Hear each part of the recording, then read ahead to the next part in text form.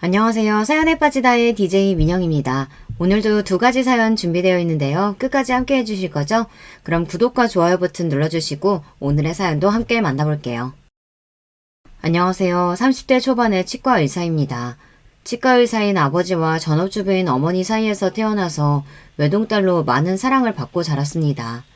성격이 아빠를 빼닮아서 여자치고는 무뚝뚝하고 사실관계가 명확한 것을 좋아해요.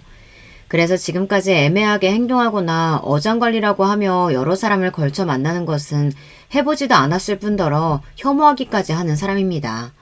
바르고 정직하게 사는 것이 제일이라고 생각해요.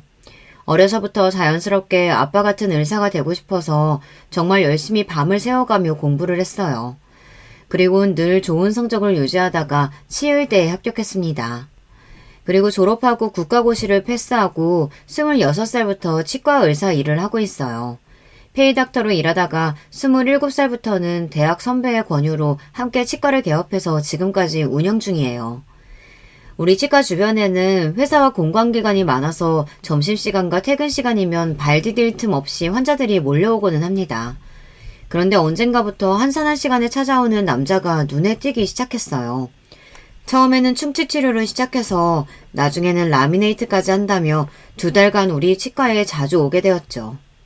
그 남자는 일단 키가 장신이고 운동선수처럼 커다랗고 근육질의 몸을 갖고 있어 눈에 띄었습니다.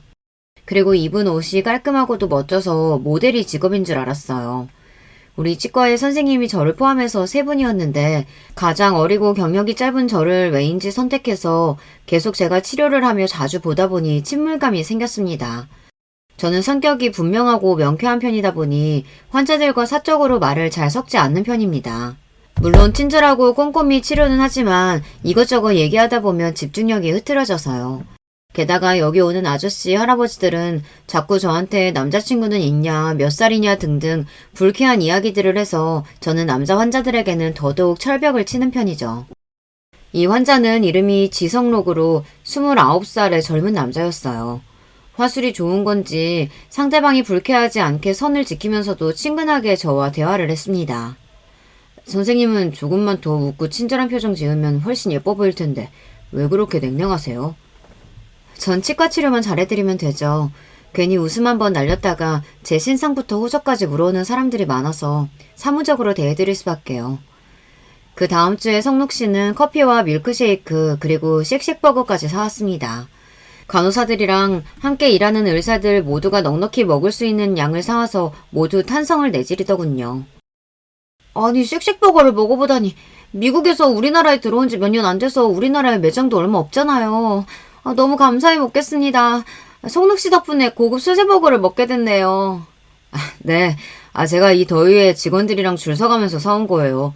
그러니까 맛있게 드시고 우리 김 선생님 한 번 더 웃으시면 좋겠네요. 저는 그 정도로 유명하고 인기 있는 곳인지 몰랐지만 줄까지 서가며 우리를 위해 샀을 생각을 하니 성록 씨에게 고마운 마음이 들었습니다. 그렇게 성록 씨는 세심하게 배려해주면서 저에게 잘 대해주었어요. 저도 점점 성록 씨가 단순한 치과 환자가 아니라 남자로서 호감이 생기고 이 사람이랑 만나보면 어떨까 하는 궁금함이 생겼어요. 라미네이트 치료가 끝나서 이제 치과에 올 일이 없게 되자 성록 씨는 저에게 정식으로 데이트 신청을 하였습니다. 저보다 1살 많은 잘생기고 배려심 많은 이 남자를 놓치고 싶지 않아 냉큼 승낙했죠.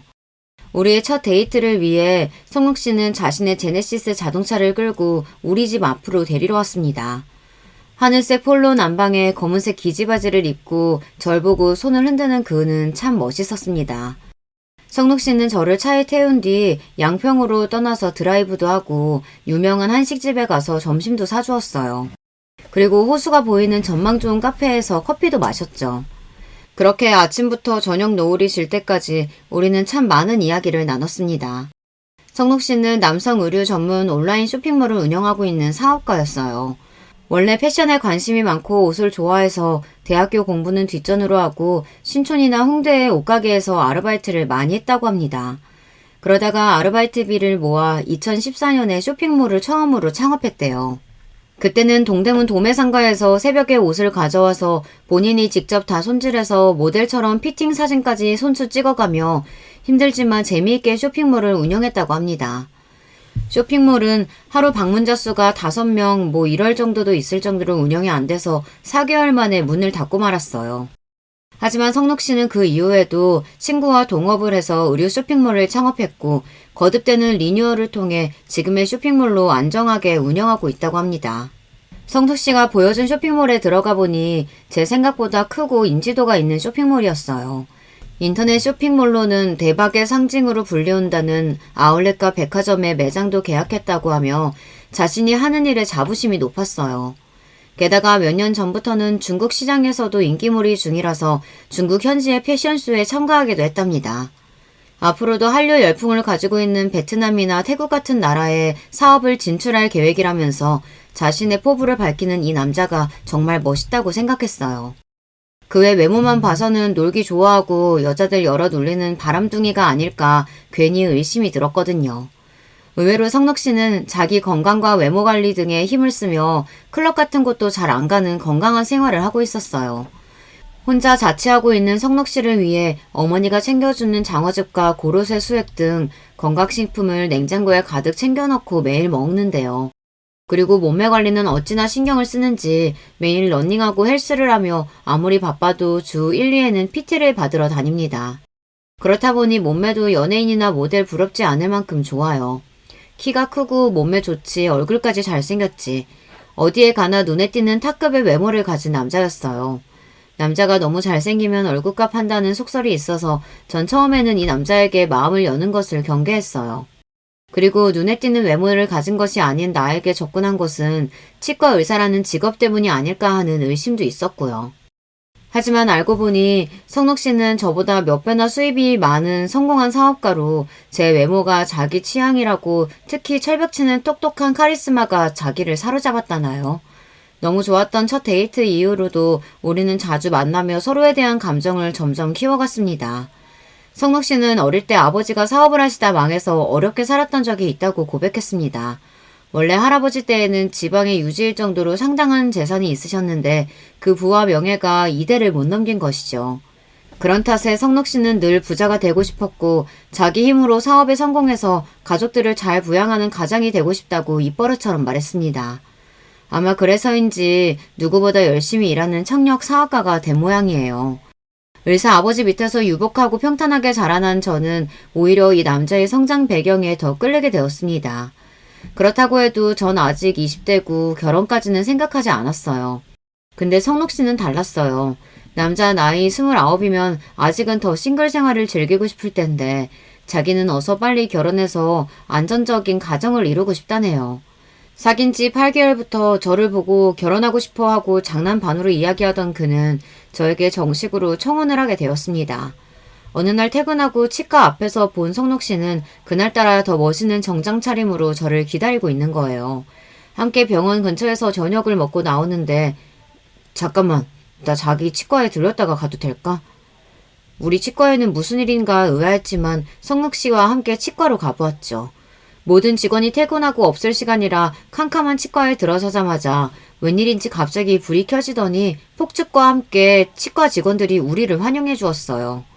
그리고 김봉희 씨, 성록 씨만의 여자가 되어주세요 라고 쓰여있는 현수막이 병원 내부에 걸려있고 알록달록한 풍선들로 가득 꾸며져 있었습니다. 함께 일하는 의사 선생님과 간호사들은 모두가 우리를 축복해주고 계셨어요.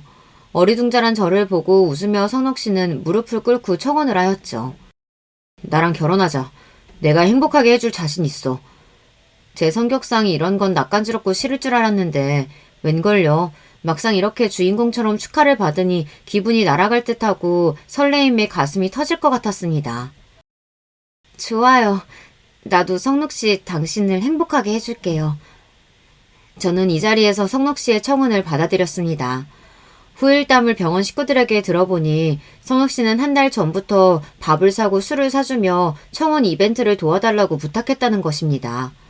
병원 식구들은 그 정성에 감동해서 하나같이 저에게 좋은 남자 놓치지 말고 꼭 결혼해라고 할 정도였어요. 그 이야기를 들으니 더욱 성록 씨에게 신뢰와 애정이 생겨버렸습니다. 우리 부모님에게 성록 씨를 인사시키고 결혼 이야기를 꺼내자 가족들의 반응은 둘로 갈라졌습니다. 아버지는 제가 비슷한 직종의 의사를 만나 안정적인 병원을 운영하길 바라셨는데 의외로 사업가이고 잘생긴 남자를 데려오니 좀 부정적이셨어요. 하지만 엄마는 잘생긴 남자가 성격까지 좋다면서 사윗감으로 바로 인정해버리셨죠. 중요한 것은 제 마음과 결심이기 때문에 아버지는 결국 결혼을 승낙하고 마셨지만 말입니다. 성욱 씨의 부모님에게 저에 대한 이야기를 했을 때 두 분 모두 너무 좋아하셨다고 들었어요. 아무래도 좋은 대학 나와서 치과를 하고 있어서 직접 만나 뵙기도 전에 제 조건에 만족하신 것 같았습니다. 그리고 직접 성록 씨의 부모님께 인사를 드리러 대면하게 되었어요. 서울 종로구에 있는 어떤 불고기 식당이 성록 씨 부모님의 일터셨고 가게를 비울 수 없으시니 그곳에서 간단히 인사를 드리기로 했습니다. 전통적인 향치가 가득 서려있는 가게에 들어서서 아버님이 먼저 우리를 반겨주셨어요. 어서 들어와라. 네가 봉이구나. 성록이한테 얘기 많이 들었단다. 우리 식구가 된다니 정말 환영한다.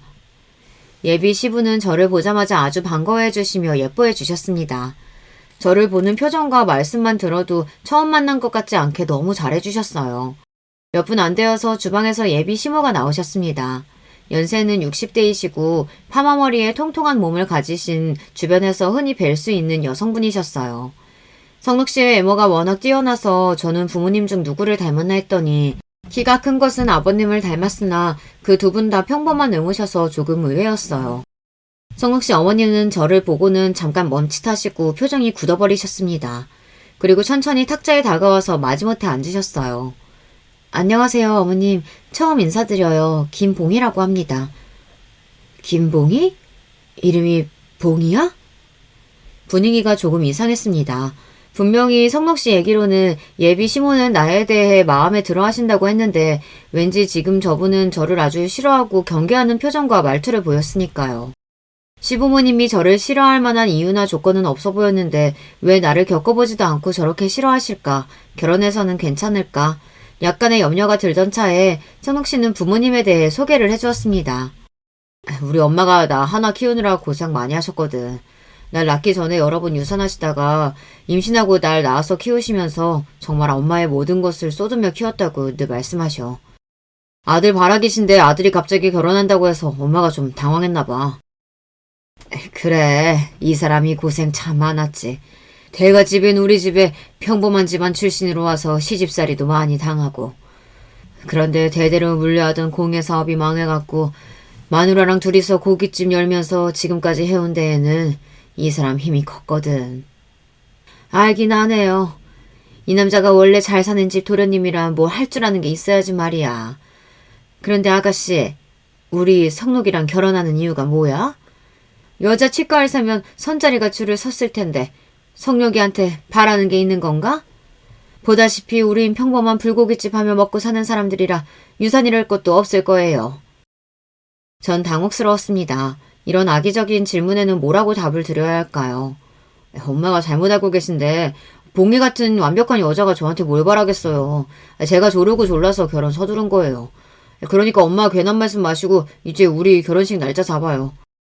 이렇게 성록 씨와 아버님이 주도적으로 결혼식 날이며 장소를 이야기해가며 이날 자리는 마무리되었습니다.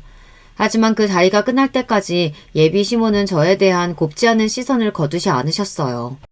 예비 시모에 대한 걱정은 있었지만 그래도 우리의 결혼 준비는 아무 탈 없이 순식간에 진행되었습니다. 서울의 호텔에서 결혼식을 치르고 반포의 아파트에서 결혼 생활을 시작했습니다. 남편은 쇼핑몰 사업을 하고 저는 치과를 하며 우리는 맞벌이로 지냈어요. 밤에는 집에서 함께 지낼 수 있으니 정말 행복했습니다. 성록 씨 부모님은 평범하셨지만 성록 씨가 사업을 하면서 모은 돈이 꽤 돼서 아파트 전세는 얻을 수 있었지만 나중을 위해서 제 돈을 보태서 아파트를 아예 매입했습니다. 그리고 당연히 아파트는 공동 명의로 해두었죠. 생활비도 서로 일정한 돈을 모아 여유가 있었습니다. 설령 제가 치과를 그만두어도 성욱 씨가 버는 수입으로 충분했죠. 우리는 이제 막 30쯤이었지만 성욱 씨는 아이를 빨리 갖고 싶어 했어요. 다른 부부처럼 사이도 좋고 해서 금세 아기가 생길 줄 알았지만 이상하게도 임신이 잘 안 되었습니다. 그래도 언젠가는 생길 아기를 기다리며 서로 싸우지 않고 행복한 신혼생활을 해왔습니다. 하지만 작년 어느 날 술에 취한 남편이 저에게 폭탄 하나를 터뜨리고 말았습니다. 그리고 이후 우리의 결혼 생활은 엉망이 되어버렸어요. 이제 남편의 시점에서 그의 이야기를 들려드릴게요. 나는 늘 오전에 출근하기 전마다 한강변에서 러닝을 하는 습관이 있었어. 그러다가 지난 3월부터 러닝할 때 자주 마주친 여자가 있었는데 그 여자는 한강변에서 하얗고 작은 강아지랑 산책하고 있었고 내가 러닝하는 시간대와 비슷해서인지 자주 마주쳤지. 강아지를 좋아하는 내가 몇 번 인사를 나누고 그 여자도 나한테 아는 체를 하다가 산책이 끝나고 같이 커피를 하면서 친하게 되었어. 서로 호감 섞인 눈빛을 주고받다가 어느 날부터 내가 오전에 러닝을 못 나와서 이제 당분간 못 볼 거라고 말했어. 그런데 그 여자가 자기는 출퇴근 시간이 자유로운 일을 하기 때문에 저녁에도 산책하러 나온다고 같이 시간 맞춰 운동하자고 내 연락처를 물어왔어. 그렇게 그 여자랑 커피도 마시고 저녁 식사하면서 몇 번 만났지. 그때는 정말 그냥 친구처럼 아무 사이도 아니었어. 그 여자는 벤츠 중형차를 끌고 다니고 샤넬, 구찌 신발과 옷을 늘 입고 다녔어. 관리를 잘 받는 듯한 얼굴에 적당한 시술과 성형을 한 예쁜 부잣집 딸내미 같은 느낌이었지. 강남에서 태어나 살았고 화락군 학교를 나와 외국 대학교를 졸업한 뒤 보석 디자이너 일을 하고 있다고 했어. 그래서인지 출퇴근이 자유로워서 자기는 저녁과 오전에 시간이 많다며 나와 저녁 시간에만 시간을 보냈지. 늘 밤 10시 전에는 집안이 엄격해서 통금이 있다고 급히 귀가했거든. 그렇게 몇 번 만나다가 그 여자와 해서는 안 되는 일까지 가게 되었어. 내가 이렇게 바람피는 놈이라고 생각을 못했는데 어쩌다 보니 그렇게 돼버린 거야. 그 여자를 4개월 정도 만났는데 어느 날부터 낌새가 수상했지. 나 말고도 다른 남자가 있는 것 같았거든. 그래서 그 문제로 이 여자랑 다퉜더니 글쎄 3명 정도의 남자를 걸쳐가며 만나고 있던 거야. 양다리도 아니고 문어발식 연애를 당한 거지. 너 어떻게 나를 두고 다른 남자를 그것도 2명이나 더 만나고 있는 거야? 뭐래? 너도 유부남이잖아. 나라고 못하겠어? 그래. 내가 유부남이지. 난 나쁜 놈이야. 그럼 너한테는 나는 뭐니? 사랑한다고 했잖아. 아니었어? 잘 모르겠어. 오빠는 잘생기고 다정하긴 한데 다른 오빠들만큼 나한테 명품은 선물해주고 돈을 펑펑 쓰는 건 아니라서 나도 헷갈린단 말이야. 나 정도 어리고 예쁜 애면 남자들이 가만 안 두는 걸 어떡해? 우리 일단 이대로 지내면 안 돼? 이렇게 그녀와 감정 싸움을 한 이후로 나는 정신이 번쩍 들더라. 봉이 너처럼 괜찮은 아내를 두고 내가 뭐 하는 짓인가 싶었어. 그래서 난 이 여자와 헤어지기로 마음먹고 연락을 끊었어. 하지만 아무렇지 않은 척 살면서 아내인 너를 보면 너무 미안한 마음이 가득했던 거야. 그래서 매일 혼자서 괴로워하다가 이렇게 잘못을 뒤늦게야 털어놓게 되었지. 남편은 진심으로 반성하고 뉘우치고 있다고 고백을 했지만 갑작스러운 남편의 불륜 사실을 알고 나서 저는 이전처럼 지내기 힘들어졌어요. 그날로 남편과 각방을 쓰고 전처럼 사이좋게 웃으며 지내기는 어려웠어요. 하지만 그렇다고 해서 당장 이 남자와 헤어질 마음을 먹은 것은 아니었습니다. 그러기에는 이 남자를 너무 사랑하고 게다가 스스로 끝을 내고 반성해서 돌아온 점이 제 마음을 자꾸 잡았습니다. 그렇게 지낸 지 1달 정도 지난 어느 날부턴가 남편의 컨디션이 안 좋아 보였어요. 남편이 자꾸 소화가 안 되고 가슴이 답답하다고 해서 보니 그의 얼굴은 물론 눈까지 황달 증상을 보이고 있었어요. 보통 일이 아님을 직감한 전 남편과 병원에 갔어요. 복부 초음파를 받고 나서 의사는 심각한 표정으로 대학병원에서 정밀 검사를 받아보라고 했습니다. 제일 빠른 예약으로 대학병원에서 검사를 하고 나서 우리 부부는 하늘이 무너지는 듯한 소식을 듣게 되었어요. 남편은 췌장암 3기로 심각한 상태였던 것입니다. 의사의 말을 듣자마자 남편은 저를 붙잡고 나 살고 싶어. 봉이야, 나 좀 살려주라. 라고 울면서 현실을 받아들이기 힘들어했습니다. 그런 남편을 겨우 추스리며 저는 급히 암수술 남자를 잡았어요. 그리고 남편의 옆에서 용기를 주고 병간호를 해주었죠. 췌장암 수술은 그럭저럭 잘 끝났지만 이미 다른 장기로 전이가 퍼진 상태라 뒤이어 항암 치료도 받아야 했습니다. 건강하고 믿음직스럽던 남편은 이제 저만 의지하고 있었고 저는 그런 남편의 옆에서 극진히 간호를 해주었습니다. 남편은 주변 사람들에게도 자신의 병을 알리지 못하게 했어요. 엄마고 아빠고 친구들이 내 소식 듣고 나를 바라보는 표정을 도저히 감당할 수 없어. 그들이 나를 불쌍하게 보는 연민, 걱정하는 말투. 그러면 난 진짜 암 환자라는 것을 인식하고 말겠지. 난 당신 의지하면서 겨우 하루하루 암 환자가 아닌 척 버티고 있다고. 절대로 주변에 나 암에 걸린 사실을 알리면 안 돼. 알겠지? 그런 남편의 부탁을 들어주면서 한 달 동안 남편의 투병 생활을 돕고 있었지만 제 심경은 암담했습니다. 남편이 바람 피운 사실을 알고 그에 대한 신뢰가 사라지고 아직 용서가 다 안 되었는데 그가 아프다는 이유로 저는 그런 제 마음을 감추고 그를 도와야 했으니까요. 마음이 참 힘들었지만 아픈 사람을 내버려둘 수는 없으니 그저 참으면서 혼자 남편의 병원 생활을 도왔습니다. 그러던 어느 날 아침에 씻고 나서 전 겨드랑이 부근과 가슴이 저릿하고 아픈 증상을 느꼈습니다. 요새 들어 자꾸 기분 나쁜 찌릿한 증상이 느껴지니 괜히 걱정이 되었어요. 걱정을 오래 끌지 않고 싶어서 유방외과 병원에 검사 예약을 급히 잡았습니다. 유방학과에서 몇 가지 검사를 하고 나와 의사와 면담을 하게 되었죠. 의사는 제 유방 안에 점 크기로 작은 악성 종양들이 보인다고 했습니다. 초기 유방암으로 판단되는데 항암 전문 대학병원에 가보는 것이 좋겠다고 말했죠. 눈앞이 아득해졌습니다. 남편에 이어 저까지 암이라뇨. 불행이 이렇게 겹쳐 오다니 절망감이 엄습했습니다. 그래도 다행인 것은 저는 초기 유방암이고 이런 경우 예후가 좋다는 것을 알고 있었습니다. 그래서 저는 가족들에게 제 암 사실을 알리지 않고 조용히 치료받고 싶었습니다. 게다가 심각한 암투병 중인 남편을 의지할 수 없는 노릇이니까요. 그런데 대학병원에서 검사를 하고 나와 옷을 입고 있을 때였습니다. 핸드폰이 울려서 받아보니 시무였어요. 너 왜 이렇게 전화를 안 받는 거냐? 내가 할 얘기가 있어서 2번이나 걸었는데 뭐 병원 일이 바빠서 CME 전화도 무시한다 그거냐? 어머님, 제가 지금 병원에서 검사 중이라. 뭐? 검사라니? 무슨 일로? 너 어디 아프냐? 저는 이성적이고 감성을 잘 추스르는 사람이라고 생각해왔는데 그 순간 시모가 저의 건강을 걱정하고 있다는 생각이 들어서였을까요? 갑자기 주룩하고 눈물이 흐르더니 목이 메어 아무 말도 하지 못했습니다. 이런 저를 보고 놀랐는지 이상함을 감지한 시모는 당장 얼굴을 보고 만나자고 해서 저는 병원 검사를 마친 뒤 시댁에 가야 했습니다. 너 무슨 일이야? 어디 큰 병 걸린 게지? 네, 어머님. 어디에도 말씀드리지 않고 조용히 넘어가려고 했는데 저 사실 유방암 진단받았어요. 다행히도. 하지만 시모는 제 말을 끝까지 듣지 않고 잘라버렸습니다. 뭐시? 암? 참네, 이게 무슨 일인고. 그래, 차라리 잘됐다. 시모는 제가 암에 걸렸다는 이야기에 무척 놀라더니 이내 자기 생각을 가다듬는 듯 중얼거렸어요. 이게 일이 잘 돌아가려나 보다. 네가 암까지 걸렸다고 지금 듣게 됐으니 마침 너에게 내가 하려던 말이 있었는데 적절한 때인 것 같구나. 그리고 시모는 저에게 하고 싶은 말을 꺼냈습니다. 시모와 제가 악연인 줄은 알고 있었지만 제가 암에 걸렸다는 말을 듣자마자 이런 이야기를 할 수 있다니 정말 시모는 제 인생의 암세포와 같았어요. 제가 왜 이렇게 시모에게 분노하고 있는 것일까요? 여러분, 이제 시모의 시점에서 이야기를 들려드릴게요.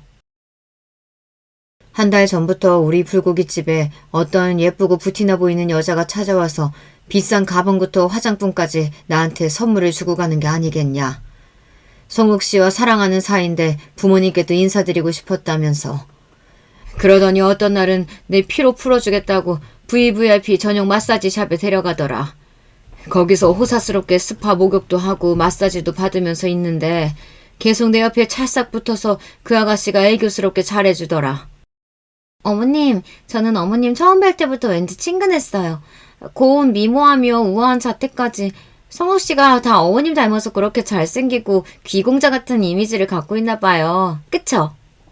그래서인지 저는 어머님 사근사근한 딸 같은 며느리 될 수 있을 것만 같아요. 어머님은 어떠세요? 나도 새아양이 참 따뜻하고 기티 나는 것이 좀 더 일찍 우리 애를 만났으면 어땠을까 아쉽네. 괜찮아요. 인연은 조금 늦게 만나도 결국 이뤄지니까요. 듣자 하니 성욱 씨가 지금 와이프랑 아이도 없다면서요? 그러면 성욱 씨가 이혼하는 것도 별 신경 쓸 것도 없으니 저와 재혼하면 어떨까요? 어머님은 어때요? 좋은 생각이다, 그쵸? 뭐 새아양이 좋다면 나도 지금 며느리보다 마음이 놓이지 뭐. 걔는 지 병원 일만 챙길 줄 알지 우리 아들만 편하게 잘해주길 하나. 여자란 우리 새아양처럼 예쁘고 애교 많고 너무 똑똑해도 피곤한 법이야. 암튼 내가 성록이한테 잘 이야기할 테니까 새아양도 친정 부모님 잘 설득드려요. 우리 청록이가 완벽한 남자지만 한번 이혼했다는 흠집 하나가 있으니 그대가 어른들이 우리 아들 어떻게 보실지 걱정이 되는구만. 아, 우리 부모님은 걱정하지 마세요. 그럼 어머님만 믿고 성록 씨와 결혼 추진해 볼게요. 그렇게 변심한 시몬은 상간녀를 자기 아들과 붙여주려고 저에게 이렇게 말하는 것입니다. 그러니 너네 아들하고 헤어지라고, 이혼하라고 말할 참이었다. 그런데 네가 암까지 걸렸으니 다행 아니냐. 너는 곧 죽을 건데 네 병수발 든다고 누구 아들을 고생시키려고? 내 귀한 아들도 살아야지. 어디 암 환자 옆에 있어 부정타깃이리. 너도 암에 걸렸으니까 치료받고 어쩌려면 바쁠 테니 쿨하게 내 아들하고 이혼하고 해라. 어머님 정말 너무하시는군요. 결혼해서부터 저를 이유 없이 미워하시더니 이제는 암에 걸렸으니 그냥 내 아들과 이혼해라? 그 아이는 젊고 이쁘지. 집안도 좋고 너랑은 달라. 애가 참 사근사근해. 그렇게 괜찮은 애가 네 남편하고 결혼하고 싶다고 애를 쓰는데 그러니 암에 걸린 네가 남편 양보하는 것이 옳지 않겠니? 어차피 나는 너를 내 집안에서 더는 안 봐도 되니 속이 후련하고 말이야. 저는 너무 기가 차고 억울했습니다. 세상에 이런 법이 어디 있어요? 아들이 바람피면 때려서라도 멈추게 해야지. 도리어 본처랑 이혼을 시킨다고요? 제가 뭘 잘못했는데요? 왜 이렇게까지 저를 못 잡아먹어서 안달인 거예요? 어차피 밑바닥까지 가셨으니 어디 속 시원히 제가 미운 이유라도 알자고요. 시몬은 잠깐 머뭇하더니 이내 자기 속내를 털어놓았습니다. 넌 말이다. 돌아가신 내 시어머니를 닮았어. 그 여자는 명망 있는 집 규수로 자라서 그 시절 이화여대 졸업할 만큼 지성에 미묘까지 갖춘 여자였지. 지금 너희 남편은 친할머니 얼굴 닮은 거야. 예전부터 우리 아들하고 다니면 둘이 모자 사이 같지 않다고 하나도 닮지 않았다는 말들이 얼마나 나한테 상처로 돌아왔는지. 그래, 난 그저 그런 평범한 집 여자고 얼굴도 그냥 그렇지. 그래도 내 아들 잘나게 키워왔고 이 집안 무너지지 않게 잘 건사해왔어. 그런데 시어머니는 날 한 번도 인정하지 않았다. 자기 집에 잘못 들어온 똥개도 이런 취급하진 않을 게야. 우리 남편이 나와 결혼하고 얼마 안 돼서 아버님네 회사가 잘못되었을 때도 시어머니는 나 때문이라고 했어. 내가 이 집에 들어와서 모든 것을 망친 아주 재수없는 것이라고 대놓고 손가락질했지. 부유하던 집이 망해서 빌빌댈 때 내가 남편하고 장사해가면서 먹여 살렸건만 고맙다는 이야기는 하나 하지 않고 환갑 넘어 저 세상으로 가버렸지. 그 시애미 장례식까지 며느리인 내 손으로 치러줬건만 그 여자는 눈을 감는 그날까지 나를 저주하고 나를 이 집의 식구로 인정해주지 않았다. 돌아가신 지 20년이나 되었지만 아직도 나는 시어머니의 그 얼굴과 말투가 생생하다. 그 사람 떠올리면 한여름에도 뒷목이 서늘할 정도로 아직도 두렵고 치가 떨려. 그래, 그 여자가 어떻게 생겼는지 아니? 작고 오똑한 코, 앙다문 듯한 입술, 진하고 가느다란 눈썹, 숯 많고 까만 긴 머리까지. 정말이지, 너는 시어머니를 똑 닮았다. 네가 우리 집에 처음 들어온 그날 그 서늘함과 카리스마에 시어머니가 환생해서 온 것만 같았으니까. 근데 너를 내가 어떻게 이뻐할 수 있겠어? 지금도 너만 보면 구박받고 사람 취급 못 받던 그 시절이 떠오르는데. 이렇게 말하면서도 시모는 달달 떨고 눈동자를 불안하게 굴려댔습니다. 처음으로 시모에게 연민을 느낄 수 있었어요. 그렇지만 그렇다고 저에게 한 일들이 정당화될 수 있을까요? 어머님이 이유 없이 누군가로부터 미움을 샀고 그래서 사는 동안 힘드셨다면서요. 그런데 어머님은 똑같이 저한테 하고 계신 거잖아요.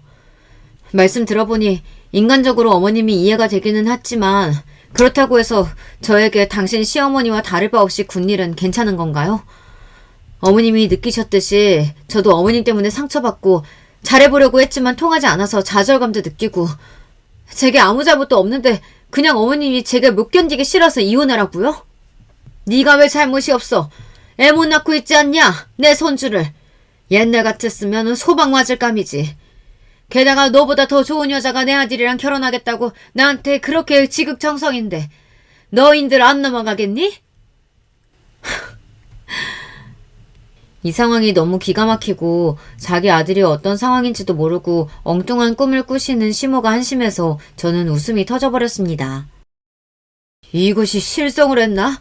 너 왜 웃냐? 참, 왜 당신 시어머니가 싫어하셨는지 알 것도 같네요. 잘 들으세요.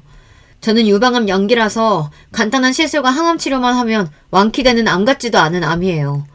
그런데 말이에요. 당신 아드님은 지금 췌장암 3기예요. 알고 계셨어요? 뭐라고? 너 지금 나 뒤로 넘어가라고 그런 거짓부렁 치는 거냐? 거짓부렁인지 진실인지 아드님에게 물어보세요. 아니, 지금 병원에 입원했으니 직접 찾아가시면 되겠네요. 당신 아들도 암에 걸렸어요. 아니, 훨씬 심각한 암에 걸려서 1년도 못 살 거라네요. 그러니 그 불쌍한 남편 제가 그동안 입원시키고 수발 들어왔던 거예요. 그럼 나한테 이혼을 해라. 상간녀에게 양보해라. 당신 말 맞다 나 부정탄다니까 저는 이제 췌장암 아드님에게서 떨어져 드리죠. 직접 자기 아들 병원 수발 들어보세요. 어디. 제 말에 얼굴이 하얗게 질려버린 시모를 뒤로하고 시댁을 나왔어요. 그 뒤로 남편을 만나지 않았습니다. 저는 남편도 시모도 저를 괴롭히는 이들은 다 잊고 제 항암 치료에 집중을 했습니다. 수술 후 걷어낸 암덩어리는 작았고 치료기간도 짧았습니다. 그리고 치료가 모두 잘 끝나고 의사는 환자분 치료는 모두 잘 끝났습니다. 당분간 한 달에 한 번 내원하고 약을 복용하시면 되겠어요. 그동안 고생 많으셨습니다. 이렇게 좋은 소식을 들으며 전 병원을 나오게 되었어요. 치료받는 며칠 동안 남편의 전화는 하루에 몇 번씩이나 왔지만 저는 모두 거부하고 문자나 카카오톡도 무시하고 지냈습니다. 이제 저에게 남은 것은 남편에 대한 마음의 정리와 이혼을 준비하는 것이겠죠. 다음날 치과에 출근했는데 우리 치과 앞에 어떤 여성이 서 있었습니다. 처음 보는 여성이었지만 한눈에 알 수 있었어요. 바로 남편의 상간녀였다는 것을요. 웨이브로 말아나온 긴 머리에 가슴을 있는 대로 봉긋하게 모아 몸에 찰싹 달라붙는 흰색 원피스를 입고 있었어요. 그 여자는 하이힐 소리를 또박거리며 저에게 다가왔습니다. 이 치과 의사 선생님이시죠? 김봉희 씨? 맞습니다만 누구시죠? 우리 어머님이 만나서 알아듣게 얘기를 한 건진 모르겠지만 요새 성록 오빠도 그렇고 어머님도 다 연락이 잘 안 돼서 직접 내가 나서기로 했어요. 저 최세아라고 합니다. 성록 오빠의 여자친구예요. 이렇게 상간녀가 당당하게 제 앞에서 지 소개를 하고 있는 걸 보니 기분이 너무 상했어요. 오빠? 유부남한테 오빠라고 부르면 여자친구라니. 도대체 내가 어떻게 된 사람인지 모르겠네요. 당신같이 부끄러움도 모르는 사람이 성록 씨 아내인 내 앞에 왜 온 거죠? 성록 오빠의 아내라면서 아무것도 모르고 있잖아요. 그래서 현실을 잃어주러 온 거예요. 몇 년 전에 결혼식 올렸다고 해서 지금 서류상 아내라고 해서 당신이 성록 오빠의 여자인 것은 아니니까 말이야. 이런 상황에서도 껍데기인 남편만 안고 아내 자리를 계속 차지하고 싶으신가 말이에요. 치과 의사시면 공부도 많이 한 똑똑한 여자가 왜 그렇게 밀어내요? 역시 상간녀는 제 생각보다 만만한 여자가 아니었습니다. 나한테 뺨 한 대 맞아도 할 말 없는 상간녀가 두 눈 똑바로 뜨고 저를 가르치려 들다니 저는 억장이 무너져 내리는 심정이었어요. 겨우 이성을 붙잡고 그 여자를 상대해야 했어요. 당신이야말로 성록 씨에 대해 뭘 알고 있다고 이렇게 자신하는 건지 도통 모르겠네. 성록 씨 요즘 당신하고 연락 안 되죠? 아마 한 달 가까이 얼굴도 못 봤을 거야. 안 그래? 제 말을 들은 상간녀의 뻔뻔한 얼굴에 당황하는 표정이 지나갔습니다. 당연하지. 당신한테 전화도 안 하고 얼굴도 안 보면서 잠수 탄 남잔데 그런 남자를 당신이 나보다 더 잘한다고? 더 사랑한다고? 그럼 얘기해주지. 왜 성록 씨가 당신과 연락을 끊었냐 하면 나한테 당신과 바람핀 얘기 모두 다 털어놓고 반성을 해서야. 싹싹 빌면서 나한테 용서를 구하길래 당신과 인연을 끝낸다면 받아들여주겠다고 했어. 그래서 성록 씨가 당신과 연락을 끊은 건데 당신은 왜 그런 남자랑 결혼하겠다고 하는 건지 모르겠네. 뭐라고요? 그럴 리가 없는데? 나한테 푹 빠진 남자가 왜 하루아침에... 그 남자는 벌을 받았거든. 인생을 잘못 살아온 벌을 받았다고 생각해. 성록 씨는 췌장암에 걸려서 병원에서 수술도 받았고 항암 치료하면서 지금 암을 이겨내는 중이야. 당신같이 가벼운 여자랑 사랑 노름이나 하고 있을 때가 아니라 자신의 병마와 싸워야 하는 중요한 순간이니까. 만약 성록 씨에게 당신이 중요한 사람이었다면 그렇게 연락을 끊었을까? 나라면 병을 앓리고 함께 하자고 했을 것 같은데. 당신은 그 정도의 스쳐 지나간 여자였던 거라고. 상간녀는 자존심이 상했는지 목소리마저 떨렸습니다. 그러니까 암에 걸렸다고? 그럼 이제 얼마 못 사는 건가? 상간녀가 남편의 소식에 충격을 받은 것은 당연했습니다. 하지만 지금 그녀는 사랑하는 남자가 아픈 것에 놀라서 안타까워하고 있는 것으론 보이지 않았어요. 당신은 잘 모르겠지만 췌장암은 악성암의 일종이라서 남편이 얼마나 살 수 있을지 헤아리지 못해. 그래서 내가 안타까운 마음에 조언하는 건데 진짜로 당신들이 사랑이었다면 언제든 성록 씨의 곁을 내어줄 수 있어. 그 사람 옆에서 병간호도 해주고 힘이 되어주면 성록 씨도 더 건강해질지 모르지. 병간호? 나 지금에서야 그 남자가 암이라는 사실을 알게 됐는데 이게 무슨 일이야? 대체 혼자 뻘짓하고 있었잖아. 얼마 전에 성록 씨 엄마 만났을 때도 아무 얘기 못 들었는데 나 속인 건가? 아니, 그 시모도 자기 아들이 암인 줄 모르고 있더라고. 성록 씨가 자기 엄마를 포함해서 누구에게도 알리지 말고 의지하지도 않았으니까. 그런 걸 보면 성록 씨가 믿을 사람은 나뿐인 건가? 상간녀는 너무 기분 나쁘다며 돌아서서 거친 발걸음으로 치과를 떠났습니다. 그리고 치과 1층에 주차해놓은 흰색 벤츠차를 타고 바로 떠났습니다. 저는 그 차의 번호판을 외워두고 흥신소에 전화를 걸었어요. 흥신소를 통해서 상간녀의 뒷조사를 의뢰해야 했기 때문입니다. 시모는 어떤 좋은 집안의 외동딸이라고 했지만 제가 느낀 상간녀는 좋은 집안에서 자란 여자 같지 않고 구린 냄새가 많이 났어요. 흥신소에서 3일 뒤 상간녀에 대한 뒷조사를 한 결과를 설명해 주었어요. 의뢰하신 최세아의 본명은 김민혜, 나이도 알고 계신 25살이 아닌 29살이네요. 나이며 이름이며 다 속인 겁니다. 태어나서 자란 고향은 인천시 구월동이고 부모님 중 아버지는 병으로 사망하고 엄마하고 자란 걸로 나오네요. 별다른 직업 없이 일용직으로 생계를 유지하며 지냈던 모양입니다. 지금은 딸이 보내오는 생활비 받아서 살고 있고 학교는 개차반으로 다니다 고등학교만 졸업하고 유흥가에서 아르바이트 하면서 먹고 살았습니다. 지금 이름도 술집에서 가명으로 불리던 걸 쓰는 모양이고 술집을 좀 다니다가 나중에는 돈 많은 남자 두고 생활비도 타쓰고 명품이나 선물 받아가면서 그냥 사는 꽃뱀 같은 여자인 거죠. 그리고 이 여자가 지금 타고 다니는 벤츠가 어떤 회사 법인 차량으로 등록이 되어 있는데 그 회사도 좀 거시기한 것 같은데 사업자 등록만 내고 납세나 외부활동 조사도 되지 않는 걸 보아 아마 불법적인 조직, 이를테면 조직폭력 집단 뭐 이런 것 같아요. 저런 여자들 끼고 스폰하는 남자면 뭐 비슷한 류의 남자일 거고 그런 조폭 출신 사업가 스폰서를 지내면서 생활비랑 지금 사는 오피스텔 월세 등을 탔으면서 살다가 아마 나이도 찾고 해서 돈 많은 남자 물어갖고 그냥 확 시집 가려고 했던 것 같아요. 이쪽 업계에서는 뻔한 스토리예요. 이 상간녀의 실체를 알고 나니 의아한 점들이 이해가 갔습니다. 유복한 집안의 얌전한 교수가 왜 유부남을 꼬셔서 게다가 시모와 아내 앞에까지 나타나서 그렇게 결혼하고 싶어서 열을 낼까요? 아마도 남편하고 결혼해서 돈을 받아먹으며 전처럼 호화스러운 생활을 유지하고 싶었던 것이겠죠. 바람피는 것들이 그렇고 그렇지. 이 정도 수준의 여자와 놀아난 남편에 대해서도 분한 마음이 가시질 않았어요. 그때 남편에게서 전화가 왔습니다. 여보, 요즘 왜 이렇게 나한테 오지도 않고 연락도 안 되는 거야? 무슨 일 있어? 우리 안 본 지 일주일도 넘었어. 그리고 우리 엄마한테 나 암이라는 거 얘기했구나. 오셔서 대성통곡하고 아주 시끄러웠거든. 계속 옆에서 병간호하겠다고 오시는데 진짜 불편해. 나 당신 너무 보고 싶고 옆에 있어주면 좋겠는데 치과가 많이 바빠? 오늘 퇴근하고 당신한테 갈게. 마침 어머님도 같이 계신다면 할 얘기도 있고. 이 많은 일을 겪고 상간녀까지 만나고 나니 제 결심은 조금씩 윤곽이 잡혀갔습니다. 시모와 상간녀는 저에게 아무 존재도 아니었습니다. 하지만 남편에 대한 제 마음은 혼란스럽고 갈피를 잡지 못하고 있었죠. 그래도 전 어느 쪽이든 제 마음을 결정해야만 했습니다. 일주일 만에 본 남편의 얼굴은 더 일쓱해지고 낯빛이 까매서 안타까웠어요.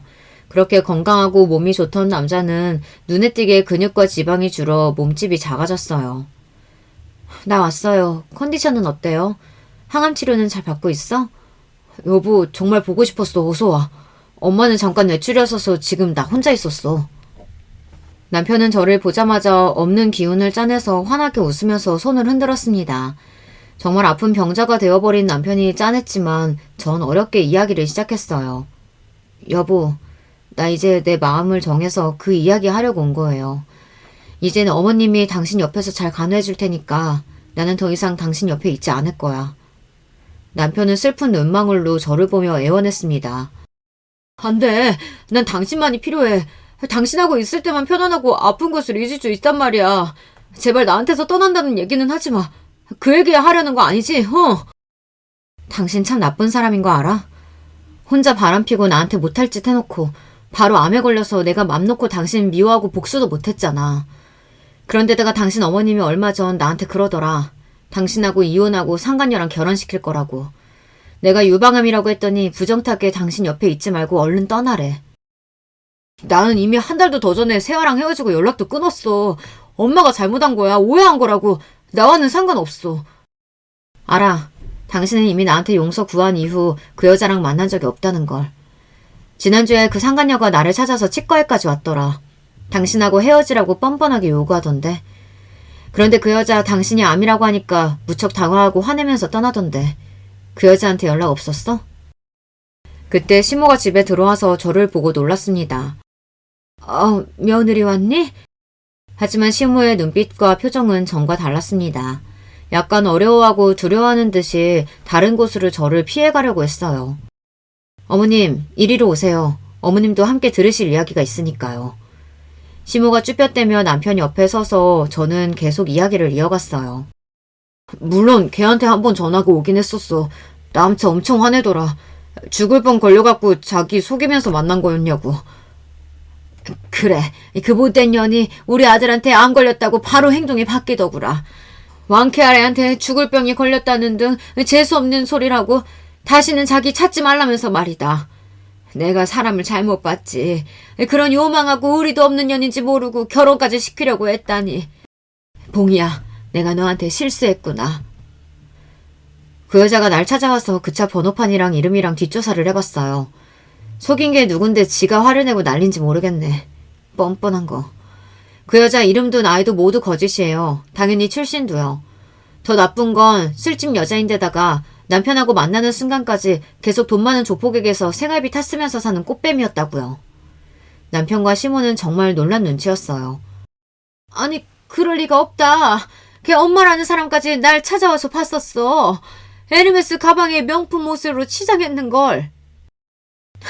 어머님, 강남 바닥에 명품 대여샵이 얼마나 많은데요. 그런 데에서 빌려서 꾸며서 입고 나갔겠죠. 인천에 빌라에 살면서 딸한테 생활비 받아 쓰는 엄마가 무슨 돈이 있어서 명품을 사 모았겠어요. 자기 딸이 돈 많은 남자 하나 물어서 결혼해서 벗겨먹으려고 그 엄마도 한통 속으로 어머님을 속인 거예요. 아니, 그런 어처구니 없는... 시모는 지금까지 상간녀와 그 엄마에게서 속은 것이 믿겨지지 않는다는 듯이 분하다고 했습니다. 그리고 여보, 미안하지만 난 당신과 이혼을 해야겠어. 바람 피운 사실도 나에게 큰 상처 준 어머니도 난 용서가 안 돼. 당신이 완쾌되는 순간까지 함께 있어주지 못해서 아쉽지만 우리 여기까지만 하자. 남편은 저에게 겨우 와서 저를 껴안고 얼굴을 파묻으면서 울었어요. 내가 비록 바람은 잠깐 피웠지만 늘 나한테는 당신밖에 없었어. 제발 나 버리지 마. 나 꼭 다 나아서 당신 세상 누구보다 행복하게 해줄 테니까 조금만 기다려줘. 저는 그런 남편이 다 울 때까지 가만 서서 기다려 주었어요.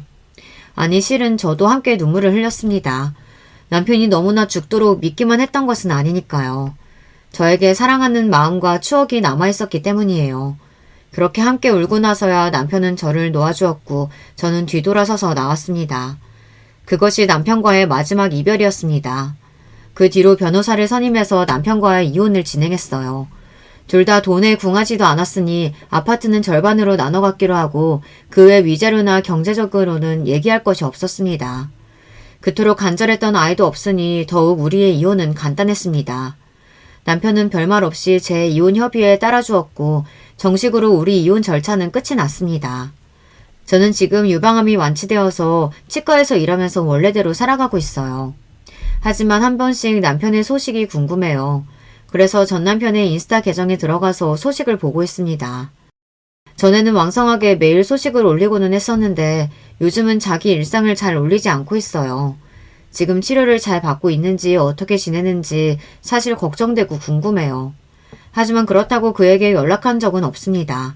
그저 아픈 사람이 걱정되는 것뿐 그와 이어지고 싶지는 않아요. 아직도 그에 대한 미움이 치유되지 않았죠. 그러다가 2주 전 남편에게 카카오톡이 왔어요. 봉이야, 이혼은 했지만 난 아직도 너에 대한 마음 그대로야. 잘 지내고 있니? 유방암 치료는 잘 된 건지 너무 궁금하다. 나도 치료 열심히 잘 받고 있어. 나 꼭 완쾌해서 네 앞에 다시 설 거야. 전 남편의 문자를 받고 한참을 울었습니다. 남편이 치료를 잘 하고 있다니 다행이었어요. 만약 남편이 병을 완쾌하고 저에게 돌아오겠다고 한다면 전 어떻게 해야 할지 모르겠습니다. 제 사연을 들으신 여러분께서는 어떻게 생각하세요?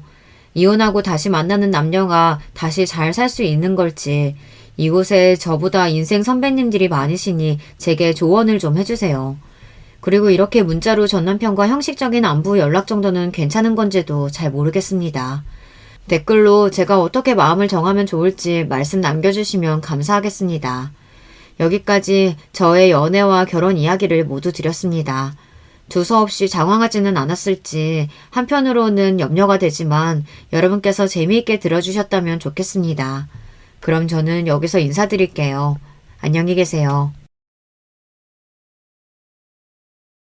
안녕하세요. 저는 30대 후반의 남자입니다. 저는 집안이 특출나게 좋은 것도 아니고 특별한 특기나 재주도 없는 사람입니다. 하지만 제게 딱 한 가지 스스로 자랑스럽게 여기는 부분을 꼽으라면 전 바로 노력이라고 할 것입니다. 저는 살면서 노력으로 메울 수 있는 부분은 전부 노력으로 채웠습니다. 초등학교 때 처음으로 친구를 사귀었을 때부터 대학교에 다닐 때까지 뭐든지 열심히 노력했습니다. 물론 세상을 살아보니 아무리 노력해도 어떻게 할 수 없는 부분들이 있기는 하더군요. 제게 있어 그런 부분은 주로 가정사에 관한 것들이었습니다. 저희 부모님께서는 제가 3살 때 이혼하셨다고 합니다. 그리고 어머니께서 저를 키우게 되셨지만 어느 날 저를 외할머니께 맡겨놓고 어디론가 잠적하셨다고 해요. 그래서 아주 어린 시절부터 저는 외할머니의 손에서 자랐습니다. 외할머니께선 절 정말 예뻐하셨어요. 제가 어렸을 때 당시 외할머니께선 외할머니의 지인분께서 운영하시는 생선가게에서 생선을 손질하는 직원으로 일하셨는데요. 그때마다 아직 어린 제가 혼자서 집에 있다가 무슨 일이라도 생길까봐 항상 작은 대야를 엎어놓고 그 위에 저를 앉혀놓고 일을 하셨습니다. 그 시절 외할머니께선 하루에 100마리 정도 되는 생선들을 손질하셨습니다. 그러다 보니 할머니 손에는 언제나 진한 생선 비린내가 배어 있었어요. 외할머니는 손에서 생선 비린내가 나는 걸 그리 좋아하지 않으셨어요. 아마 제가 그 냄새를 싫어할 거로 생각하셨던 것 같아요. 하지만 저는 그 냄새가 싫지 않았습니다. 오히려 어린 시절부터 맡아온 외할머니만의 냄새라 생각이 들어 익숙하고 좋았어요. 게다가 외할머니께서 얼마나 힘들게 생선을 손질해 돈을 버시는지 잘 알고 있었기에 항상 감사하고 좋은 기억으로 남아 있었습니다. 다만 외할머니께서 온종일 생선을 손질하시고 어깨가 너무 아프다 하시거나 손이 퉁퉁 부어 아프다고 하실 때면 마음이 꼭 긁힌 듯이 아팠습니다. 할머니 있잖아. 이제 생선 안 만지면 안 돼? 왜? 진우는 할머니가 생선 안 썰었으면 좋겠어? 할머니한테서 냄새나서 그런 거야? 그게 아니야. 할머니 손이랑 어깨 아프다 그랬잖아. 할머니 아프면 안 돼. 아이고 내 새끼. 할머니가 아프다 해서 걱정해서 그런 거야? 할머니는 괜찮아. 이 할미가 열심히 생선 팔아서 돈 많이 벌어서 우리 진우 마시는 것도 사주고 그래야지. 그래도 할머니 아프다 했잖아. 할머니 아프지 마, 응? 아유, 지금 우리 진우 덕분에 할머니 아픈 거 싹 다 날아갔어. 그러니까 걱정하지 마라. 제가 어렸을 때만 해도 저는 외할머니께서 안 아프시다 하면 그 말을 곧이곧대로 믿었어요. 하지만 좀 크고 나서 저는 외할머니께서 안 아프다고 말씀하시는 건 전부 거짓말이고 사실은 몸이 매우 편찮으시다는 걸 알게 되었습니다. 그 뒤부터 저는 외할머니께서 아파하시는 모습을 보면 혼자 방에 틀어박혀 밤새도록 속상해하곤 했습니다. 저는 어린 마음에 매일 외할머니에게서 제발 다른 일 하시면 안 되냐고 투정을 부렸습니다.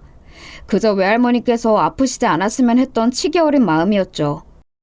하지만 외할머니께선 젊은 시절부터 하시던 일이 생선 손질 뿐이라며 꿋꿋하게 생선 손질을 하시면서 저를 키우셨습니다. 한 번은 놀이터에서 같이 놀던 애들이 과자를 사 먹는 것을 보고 너무 먹고 싶어서 외할머니께 과자를 사달라고 조른 적이 있었습니다. 그러자 외할머니께선 대번에 고쟁이 바지 주머니 속 고이 넣어둔 쌈짓돈을 꺼내 제게 과자를 사주셨습니다. 꼬깃꼬깃한 돈을 펼쳐서 애들이 사 먹던 과자를 한 봉지 사주셨는데 그렇게나 달고 맛있어 보이던 과자가 막상 먹어보니 생각보다 맛이 없었습니다. 전 너무 속상해서 그 자리에 엉엉 울고 말았습니다. 아이고, 진우야, 왜 울어? 어? 과자 때문에 그러냐? 과자는 할미가 다음에도 또 사줄 테니까 울지 말어. 할머니가 돈 얼마나 힘들게 버는지 나 아는데 맛없는 과자에 돈 쓴 게 너무 속상해서 죄송해요, 할머니. 엉엉 우는 저를 외할머니께선 괜찮다고 말씀하시며 한참이나 안고 달래주셨습니다. 저는 그날 이후부터 외할머니께 무언가를 사달라 조른 적이 단 한 번도 없었습니다. 차라리 얼른 어른이 돼서 돈을 아주 많이 벌어 외할머니를 호강시켜드리고 싶다는 생각만 들었죠. 하지만 외할머니께서는 언제나 제게 무엇이든 더 많이 해주고 싶어 하셨어요. 그래서 아무리 힘들고 몸이 불편하셔도 생선 손질 일을 그만두지 않으셨습니다.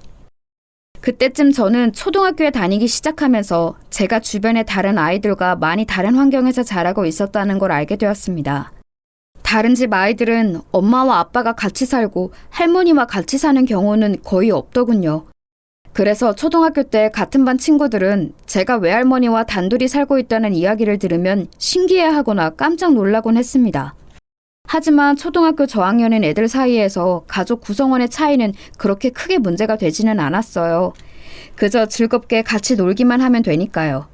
문제가 된 건 자신의 아이에게 그 이야기를 들은 어른들의 반응이었습니다.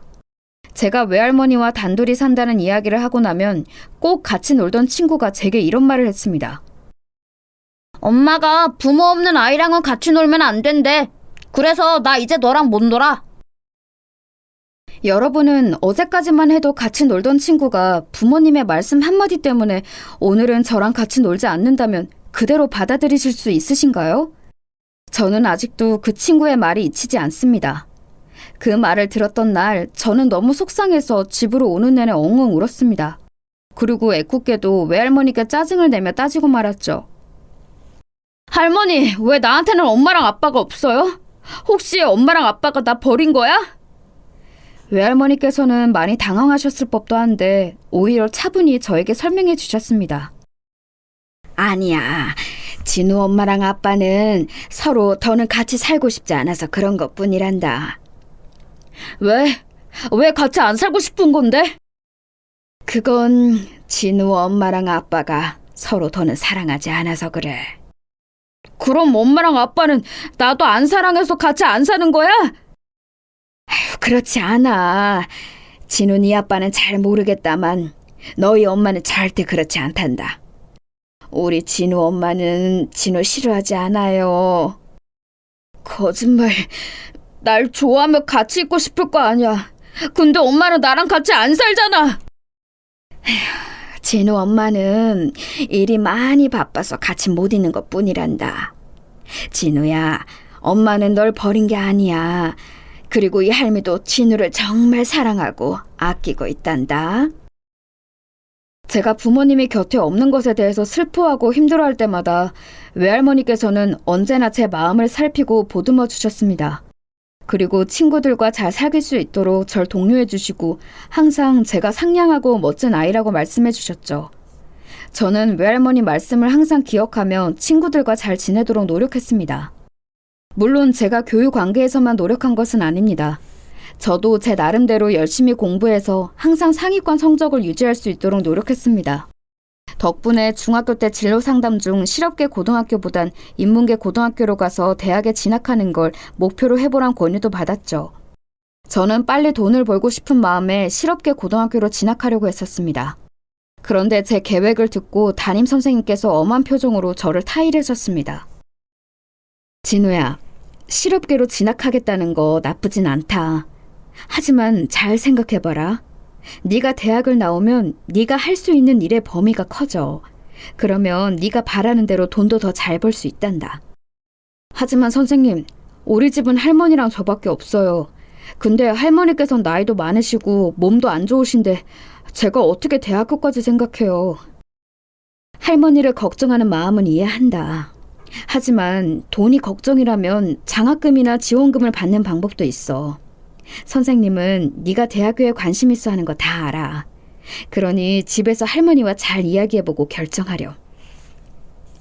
담임 선생님의 말씀을 들은 저는 고민스러웠습니다. 대학에 가서 제가 원하는 공부를 하고 싶다는 마음이 아예 없던 건 아니었거든요. 그런데 그런 마음이 들 때면 외할머니께서 시장에서 집으로 향하는 언덕을 오르시다가 무릎이 아프다며 힘들어하시던 게 떠올랐습니다. 아마 제가 대학교에 들어간다면 외할머니는 더욱 힘들어지실 게 불보듯 뻔했죠. 사실 그 생각들이 대학교에 대한 제 마음을 강하게 누르고 있었습니다. 그런데 담임 선생님의 말씀을 들으니 제 마음속에서 대학교에 가고 싶다는 마음이 고개를 들더라고요. 저는 도무지 어떻게 해야 할지 알 수 없었습니다. 결국 저는 외할머니께 담임 선생님의 말씀과 제 마음은 모두 말씀드렸습니다. 그런데 외할머니께서는 제 말을 들으시자마자 단번에 제게 대학교 진학을 목표로 잡고 인문계 고등학교에 가라고 하시더라고요. 진우야, 너는 머리가 좋으니 분명 대학에 들어갈 수 있을 게야.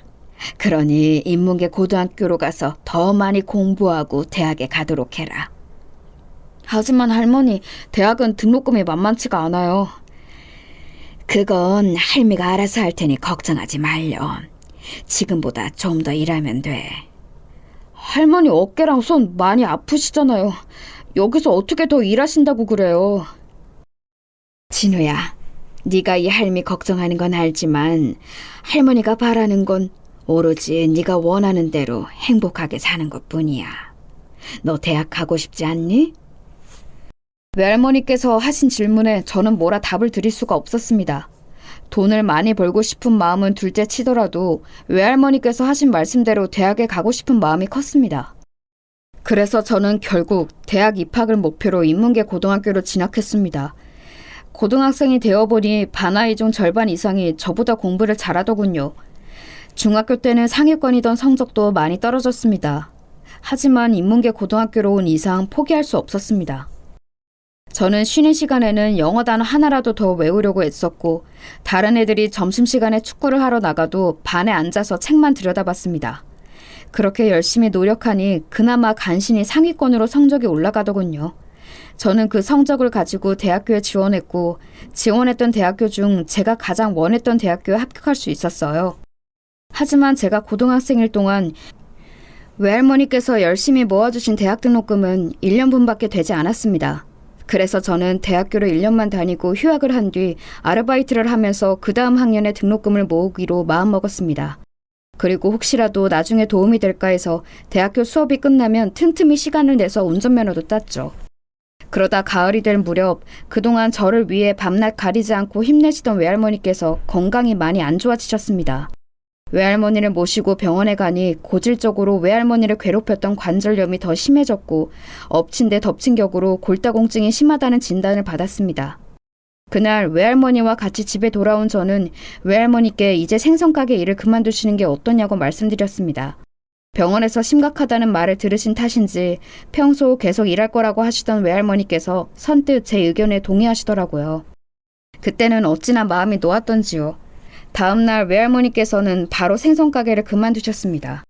그리고 저는 아프신 외할머니를 보살피고자 바로 휴학 신청을 했습니다. 그리고 이전에 계획해둔 대로 여러 가지 아르바이트를 하기 시작했습니다. 처음에는 과외 아르바이트를 했습니다. 하지만 외할머니와 제가 쓸 생활비를 버는 동시에 등록금까지 모으기는 어려웠습니다. 그래서 그 뒤에는 시급이 높은 호프집 아르바이트를 하다가 공사판에서 일하기도 했고 택배 상하차 아르바이트도 했습니다. 정말 할 수만 있다면 뭐든 닥치는 대로 일을 했어요. 그렇게 1년 정도 열심히 노력하니 등록금도 모을 수 있었고 저축해둔 생활비도 넉넉해졌습니다. 덕분에 저는 외할머니께 좋아하시는 음식을 대접해드리고 새 옷도 사드릴 수 있었습니다. 진우야, 이 옷 정말 사도 되는 거니? 너무 곱고 예뻐서 꿈만 같구나. 근데 너무 비싼 것 같은데. 걱정 마세요, 할머니. 저 이제 이 정도는 사드릴 수 있는걸요? 하지만 아까 갔던 식당도 많이 비쌌던 것 같은데 내가 이렇게 좋은 걸 누려도 되는지 모르겠구나. 괜찮아요. 제가 앞으로도 더 많이 모시고 다닐 테니까 할머니는 건강만 챙기세요. 외할머니와 일주일에 한 번 정도는 같이 외식을 할 수 있을 정도로 숨통이 트였을 때쯤 저는 슬슬 복학할 준비를 하기 시작했습니다. 그런데 복학을 결심한 지 얼마 지나지 않아 생각지도 못했던 일이 벌어졌습니다. 그날은 그동안 아르바이트로 다니던 가게 중에서 몇 곳에 그만두겠다는 인사를 드리고 집으로 돌아오던 길이었어요. 그런데 집 복도 앞에 누군가 서 있는 겁니다. 자세히 보니 어떤 나이든 여성분이 작은 유리창에 고개를 가까이 대고 이리저리 살펴보고 계시는 거예요. 저는 혹시 도둑인가 싶어서 크게 소리를 질렀습니다. 저기요! 누구신데 지금 남의 집 안을 훔쳐보고 계시는 겁니까? 죄송합니다. 여기에 제가 아는 사람이 살고 있다고 들어서요. 혹시 김진우라고 아시나요? 예? 김진우요? 제가 김진우인데 누구시죠? 어머, 맞구나. 진우야, 엄마야, 엄마. 저는 너무 깜짝 놀라서 심장이 쿵 하고 내려앉는 것만 같았어요. 그동안 저를 한 번도 만나러 오지 않으셨던 어머니가 찾아오신 거였어요. 저는 너무 기억이 가물거려서 그분이 바로 제 어머니라고 알아보질 못했었죠. 그런데 저와 어머니의 목소리 때문에 깨신 것인지 집에서 주무시고 계시던 외할머니가 밖으로 나오시더라고요. 진우냐? 아니, 무슨 일이라도 있는 거야? 왜 이렇게 소리를 질러? 아니, 너 수연이니? 수연이야? 엄마, 나야, 나 수연이야. 아이고, 이거 왜 이제야 왔어? 아이고. 저와 다르게 외할머니께선 어머니를 보시자마자 바로 알아보시더라고요. 그리고 두 분이 서로 껴안으시고 엉엉 우시는데 저는 어쩔 줄 모르고 서 있을 뿐이었습니다. 제가 어색하게 서 있기만 하자 외할머니께서 저를 눈치채시고 어머니 손과 제 손을 잡아 끌어 집 안으로 들어오게 하셨어요. 사실 저는 집에 들어가서도 어색하게 앉아있을 뿐이었습니다. 외할머니와 어머니는 그간 서로에게 있었던 이야기를 나누셨지만 저는 할 말이 없었습니다. 그래도 옆에서 그동안 어머니가 어떻게 살아오셨는지는 들을 수 있었습니다. 이혼 후 어머니께서는 새로 인연을 만나셔서 재혼하셨다고 하더라고요. 그런데 제가 두 분의 이야기를 듣고만 있자니 어머니께서 제게 말씀하셨습니다. 진우야, 내가 그동안 널 얼마나 생각했는지 아니? 정말 많이 보고 싶었어. 거짓말하지 마세요. 그럼 그동안 왜 단 한 번도 저를 찾아오지 않으셨는데요? 그건 그이는 내가 처음 결혼하는 줄 알아서 그래서 찾아오지 못했어. 미안해, 진우야. 아주 어렸던 시절부터 외할머니와 살았던 터라 저는 어머니가 그립다는 기분을 느껴본 적도 없었습니다. 하지만 단 하나 궁금했던 점은 왜 어머니가 저를 단 한 번도 안 찾아왔을까 였습니다. 정말로 저를 사랑하셨다면 편지 한 통 정도라도 붙일 수 있지 않았겠습니까? 하지만 어머니는 그런 적이 한 번도 없으셨습니다. 그래서 저는 그때 직감적으로 어머니가 저를 보기 위해 찾아온 것이 아니라 어떤 이유로 외할머니를 찾아온 것이란 걸 알 수 있었어요. 아니나 다를까 어머니는 곧 외할머니께 돈 이야기를 하시더라고요. 지금 결혼해서 같이 사는 남자의 일이 잘 풀리지 않아서 돈이 필요하시다는 거였습니다. 외할머니께서는 어머니가 돈 이야기를 꺼내시자 난감해하셨죠. 수연아, 내가 그동안 모아놓은 돈이 어딨겠니? 지금은 일도 안 하고 있는데. 하지만 엄마, 그간 뭐라도 좀 모아놨을 거 아니야, 어? 조금만 빌려줘. 한 1,000만 원이면 돼. 내가 1,000만 원이 어디 있니? 그간 입에 겨우 풀칠하면서 살았는데 네가 많이 힘든 건 알겠다만 우리도 없는 살림에 아끼면서 간신히 살고 있어.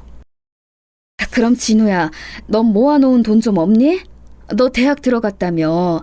그럼 아르바이트도 하고 그랬을 거 아니야. 돈 좀 있으면 엄마 좀 빌려줘, 응? 수연아, 그만하렴. 이제 대학 들어간 놈이 모아놓은 돈이 어딨겠니? 그리고 모아놓았다 쳐도 그동안 애 한 번 보러 온 적도 없이 무슨 염치로 돈을 빌려달라 해? 엄마, 나 진우 생모야. 내가 애 크는 동안 못 온 건 맞지만 그래도 낳아준 게 있는데 이 정도는 말할 수 있는 거 아니야? 그리고 엄마야말로 손자보다는 딸을 더 신경 써줘야지. 안 그래? 어머니의 외침에 저는 그간 조금이나마 가지고 있던 어머니에 대한 환상이 모두 사라지고 말았습니다. 통장에 대략 1,000만 원 정도 저축해둔 돈이 있기는 했지만 대학 등록금을 제외하면 외할머니와 제가 먹고 살 생활비만 남아서 어머니께 빌려드릴 수 없는 돈이었어요. 저는 외할머니와 어머니가 말다툼 하시는 도중에 자리에서 일어나 친구네 집에서 하룻밤 자고 오겠다고 했어요. 방 안이 좁다 보니 3명이 잠자기도 어려웠고 낯선 어머니의 모습이 껄끄러웠기 때문이었어요. 그래서 저는 수중에 가지고 있던 돈으로 근처 찜질방에서 하룻밤 자고 다음날 아침 집으로 돌아왔습니다.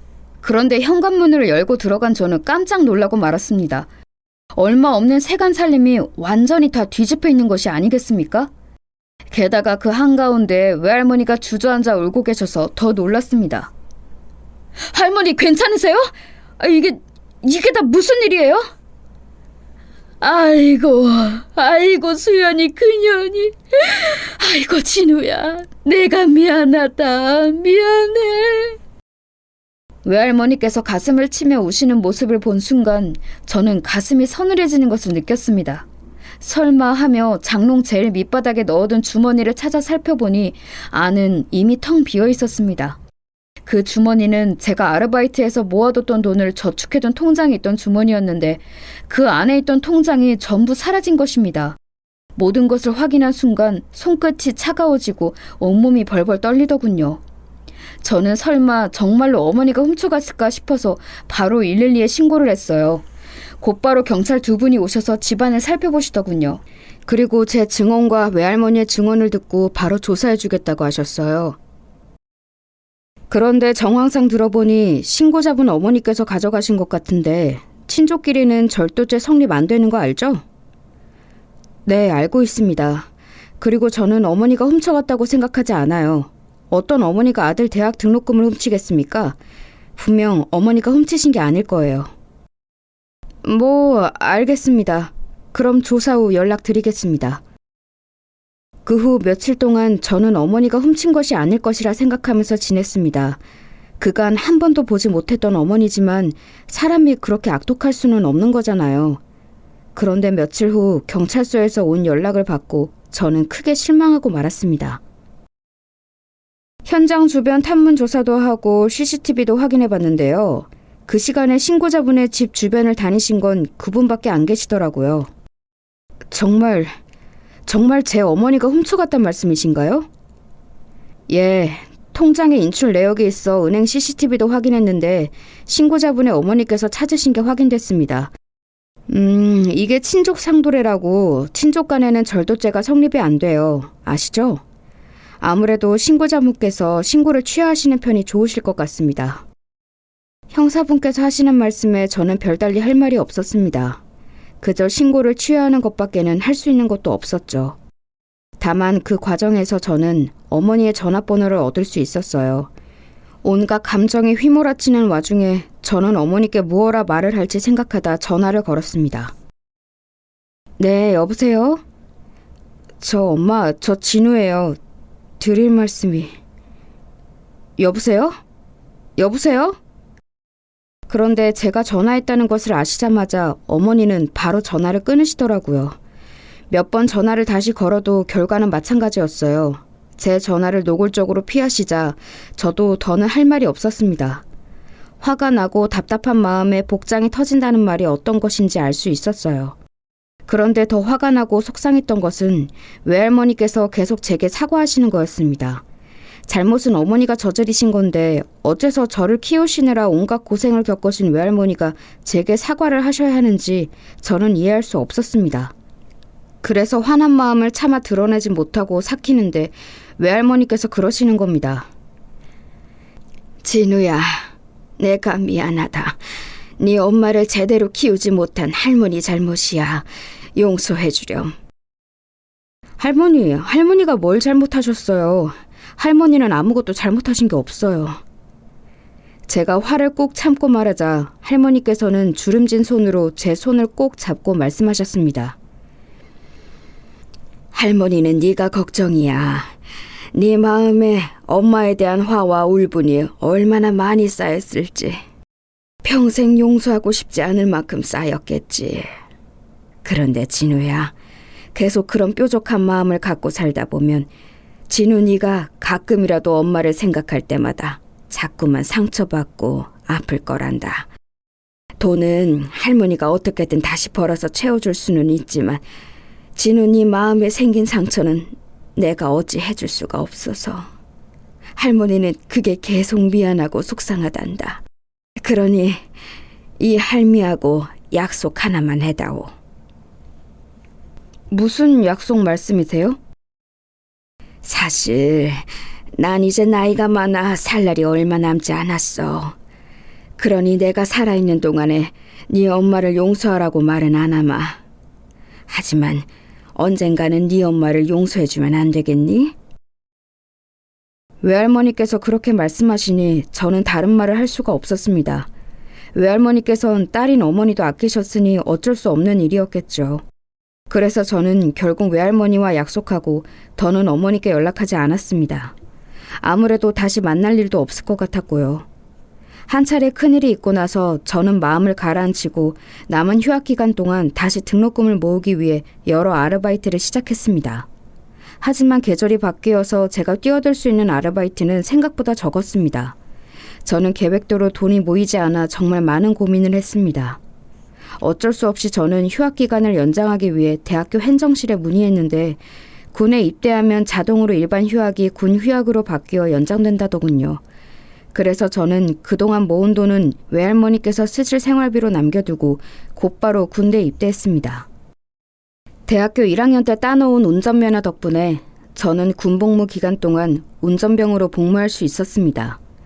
그리고 군 생활 동안 얼마 되지 않은 군인 월급을 차곡차곡 모아 전부 외할머니께 보내드렸죠. 그 후 무탈하게 군대를 전역하고 저는 남아있는 약간의 돈으로 다시 대학교에 다니려고 했습니다. 그런데 알고 보니 휴학 기간이 길어진 탓에 결국 대학교에서 재적 처리가 된 게 아니겠습니까? 물론 미등록 재적이라 등록금을 내면 다시 다닐 수는 있었지만 그때 설상가상으로 외할머니께서 노안으로 쓰러지셨습니다. 일하실 나이가 아닌데도 손자를 위하는 마음에 시장으로 나가셔서 일하시다 결국 사달이 난 거죠. 저에겐 선택권이 없었습니다. 병원비를 벌기 위해서 저는 잡히는 대로 다시 일하기 시작했습니다. 저는 가장 빠르게 돈을 벌 수 있는 공사장 막노동판에서 일거리를 잡았습니다. 쉴 틈 없이 산처럼 쌓인 벽돌을 나르며 허리 한번 펼 시간 없이 온종일 일했죠. 그리고 공사장 일이 없을 때는 지인들에게 연락을 돌려서 과외가 필요한 곳을 꾸준히 알아봤습니다. 과외를 구하는 곳은 생각보다 많지 않았습니다. 하지만 대학생 때 했던 과외 아르바이트 경험 덕분에 저는 조금 수월하게 과외 일거리를 얻을 수 있었어요. 하지만 공사장 일도 과외도 전부 단기적이었기 때문에 꾸준히 병원비를 낼 수가 없었습니다. 그러던 중 저는 공사판에서 알게 된 지인의 권유를 통해 택배회사에 입사하게 되었습니다. 사무직이 아니라 트럭을 모는 택배기사 일이었죠. 저는 군대에서 운전병으로 복무했던 경험을 살려서 손쉽게 택배기사가 될 수 있었습니다. 게다가 상하차 아르바이트 경험도 있었기 때문에 곧바로 일에 익숙해질 수 있었죠. 몸은 엄청 힘들었지만 덕분에 외할머니의 병원비도 낼 수 있게 되어 한시름 놓을 수 있었습니다. 하지만 택배기사 일은 녹록지 않았습니다. 회사에서는 과도한 당일 배송 일정을 배치했고 만약에 배송 시간이 조금이라도 늦어지면 택배기사들에게 페널티가 부과되었습니다. 저는 밤새도록 운전하며 돈을 벌었습니다. 항상 몸이 피곤했고 어디든 머리만 대며 꾸벅꾸벅 졸기 일쑤였죠. 하지만 당장 생활비와 병원비를 생각하면 그만둘 수가 없어서 저는 이를 악물고 택배일에 매진했습니다. 시간이 지나니 고된 택배일도 몸에 익어 조금씩 나아지더군요. 하지만 아무리 시간이 지나도 익숙해지지 않는 일이 있었습니다. 저는 택배기사로 일하면서 다른 기사분들을 많이 알게 되었습니다. 그 중에 절 많이 도와주시던 선배 택배 기사분이 있으셨죠. 처음에 그분은 절 보면 자기 남동생이 생각난다면서 저를 참 많이 챙겨주셨습니다. 막 일을 시작했을 무렵 그분께 여러 가지 배달 팁도 참 많이 배웠습니다. 그때는 정말 믿고 의지할 수 있는 형님 같은 분이라고 생각했어요. 그래서였을까요? 마음의 장벽이 풀려버린 저는 그분에게 제 집안 사정이나 과거에 겪었던 차별과 안 좋은 일들을 전부 이야기하고 말았습니다. 이 사람이라면 믿고 이야기할 수 있다고 생각했고 듬직한 형처럼 절 위로해 줄 것 같았습니다. 하지만 제 생각과 달리 선배님은 그날 이후 저를 따돌리거나 대놓고 험담하기 시작했습니다. 진우 말이야, 눈치도 없고 일머리도 좀 부족한 것 같지 않아? 하긴 원래 부모 없이 자란 애들이 좀 그렇더라. 진우 씨 고아래요? 고아는 아니고 3살 때 부모가 이혼하고 나서부터 외할머니랑 살았대. 그게 그거지 뭐. 아무래도 저희 좋지 않은 가정사나 학력을 듣고 제가 본인보다 밑이라고 생각했던 것 같아요. 그래서 저는 선배님에게 하지 말라고 정중하게 몇 번이나 이야기했지만 선배님은 전혀 바뀌지 않았습니다. 오히려 제 이야기를 많은 사람에게 퍼뜨리고 뒤에서 더 심하게 험담을 했죠. 그 때문에 동료 택배 기사들도 알게 모르게 저를 무시하거나 영 좋지 않은 눈초리로 보기 시작했습니다. 그렇게 몇 년간 주변 시선을 견디며 일하다 보니 스트레스 때문인지 고된 일 때문인지 몸이 정말 안 좋아지더군요. 그래도 저는 택배 기사 일을 그만둘 수 없었습니다. 외할머니의 병원비가 어마무시했기 때문이었어요. 그러던 어느 날 저는 평소와 똑같이 택배 상자를 가득 싣고 운전을 하고 있었습니다. 그런데 빨간불 신호에서 잠시 정차한 사이 갑자기 쿵 하는 충격과 함께 차가 앞으로 약간 밀리더군요. 저는 운전석 뒤편에 머리를 부딪히고 깜짝 놀라 바로 차에서 내렸습니다. 허겁지겁 차 뒤로 뛰어가 확인해보니 제 뒤에서 오던 차가 제 택배 트럭을 받아버려 교통사고가 났던 것이었습니다. 그 순간 저는 트럭 안에 있던 택배들이 혹시라도 망가졌을까봐 가슴이 철렁하더군요. 저는 회사 소속의 택배기사였지만 택배 배송 시 물건 파손이 일어나면 제게 불이익이 있었기 때문에 걱정이 이만저만이 아니었습니다. 그래서 바로 화물칸을 열어 확인해보니 다행히도 내부 택배들이 망가지지는 않아서 안심했습니다. 저는 조금 안도의 한숨을 내쉬고 뒤이어 교통사고로 낸 차를 확인했습니다. 상당히 비싸 보이는 승용차더라고요. 다행히 승용차는 트럭에 부딪힌 쪽에 전조등만 깨져 있었고 트럭에는 약간의 흠집과 살짝 패인 자국만 나 있었습니다. 그런데 사고가 나면 바로 나와서 상황을 살펴야 할 텐데 승용차 쪽에 차주가 나오질 않는 겁니다. 저는 배송이 밀려있던 탓에 마음이 급해져 바로 승용차의 운전석으로 걸어가 창문을 두드렸습니다. 그런데도 차주는 문을 열지 않았습니다. 창문조차 내리지 않았죠. 저는 어쩔 수 없이 안을 자세히 보려고 고개를 숙였어요. 그런데 운전석에 앉아 계신 분은 나이가 많이 드신 할머니 한 분이셨어요. 딱 보아도 사고가 난 것이 너무 놀라 양손을 핸들에 올려놓은 채 부들부들 떨고 계시더라고요. 운전자이신 할머니께서는 병원에 입원해 계신 외할머니 나이대로 보이셨습니다. 그래서 저는 할머니를 먼저 진정시켜드리기 위해서 다시 운전석 창문을 조심스럽게 아주 살짝 두드렸어요. 그때야 할머니께서 소리를 들으신 건지 차 창문을 내리셨습니다. 할머니, 저는 저기 트럭 몰던 택배기사입니다. 괜찮으세요? 많이 놀라셨죠? 아유, 내가 정신이 없어서 그만. 정말 미안해요. 저는 괜찮습니다. 그런데 할머니는 괜찮으세요? 내가 지금 다친 곳은 없는 것 같은데 지금 심장이 너무 빨리 뛰어서 많이 놀라시면 그럴 수 있어요. 천천히 심호흡 해보세요, 할머니. 할머니께서는 제가 말씀드린 대로 몇 번 심호흡 하시더니 곧 안정을 되찾으셨습니다. 저는 할머니께서 운전하실 수 있는지 몇 번이나 확인했습니다. 다행히도 할머니는 안정을 되찾으시고 운전도 다시 하실 수 있으신 것 같더라고요. 저는 할머니께 사고는 신경 쓰지 마시고 그냥 가시라고 말씀드렸습니다. 어차피 트럭에 생긴 흠집이라고 해봤자 손가락 한마디도 안 되는 작은 흠집이었고 달리 크게 망가진 부분도 없었거든요. 그런데 할머니께서 다급하게 차에서 내리셔서 제 손을 잡으시는 거예요. 저는 혹시라도 할머니께서 몸이 안 좋으셔서 그러나 싶어 할머니를 부축해드리며 물었어요. 왜 그러세요, 할머니? 혹시 운전하시기 힘드실 것 같으세요? 아니, 그게 아니라 젊은이 혹시라도 나중에 아플 수 있는데 이렇게 가면 어떡해요. 전화번호라도 알려주고 가요. 아니에요. 저 멀쩡하고 차도 멀쩡한걸요. 걱정하지 마세요.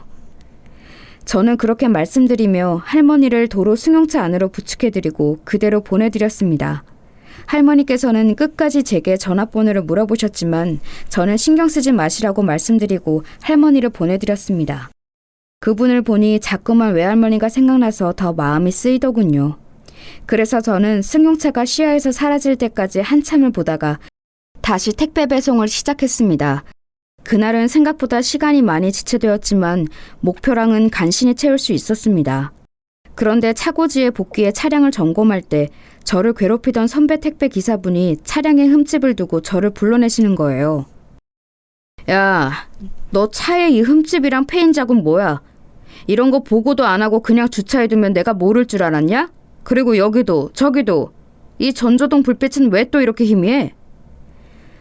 흠집이랑 패인 건 오늘 좀 사고가 있어서 죄송합니다. 하지만 전조등 불빛은 원래 그랬습니다. 제가 그런 게 아니에요. 야, 이제는 거짓말까지 해? 내가 웬만하면 봐주려고 했는데 이거 진짜 안 될 놈이네. 너 이번 달 안으로 이 트럭에 생긴 결함 싹 다 네 돈으로 고쳐놔. 안 그러면 다시는 이 바닥에서 일 못하게 만들 테니까 알아서 해. 네? 그게 무슨 말씀입니까? 갑자기 결함을 다 고쳐놓으라니요. 흠집이랑 패인 건 고쳐놓을게요.